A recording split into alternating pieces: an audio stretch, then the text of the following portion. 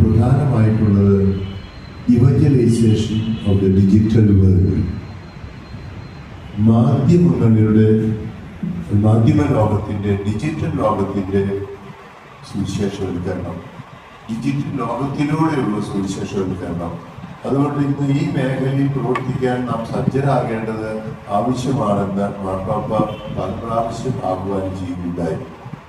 ഈ പശ്ചാത്തലത്തിലാണ് നമ്മുടെ മാധ്യമ പ്രവർത്തനങ്ങൾ, PRO പ്രവർത്തനങ്ങൾ, അതോടൊപ്പം തന്നെ നമ്മുടെ പാരിഷ് ബുള്ളറ്റിനുകൾ എന്നിവ അതിനെ നോക്കിക്കാണേണ്ടത്.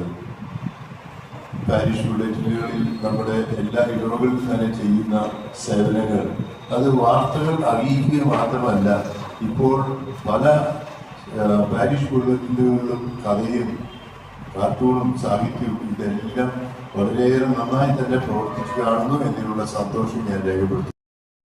പ്രധാനമായിട്ടുള്ളത് ഇവഞ്ചലൈസേഷൻ ഓഫ് ദ ഡിജിറ്റൽ വേൾഡ്. മാധ്യമ ലോകത്തിൻ്റെ ഡിജിറ്റൽ ലോകത്തിൻ്റെ സുവിശേഷവൽക്കരണം, ഡിജിറ്റൽ ലോകത്തിലൂടെയുള്ള സുവിശേഷവൽക്കരണം. അതുകൊണ്ട് ഇന്ന് ഈ മേഖലയിൽ പ്രവർത്തിക്കാൻ നാം സജ്ജരാകേണ്ടത് ആവശ്യമാണെന്ന് മാർപ്പാപ്പ പല പ്രാവശ്യം ആഹ്വാനം ചെയ്യുകയുണ്ടായി.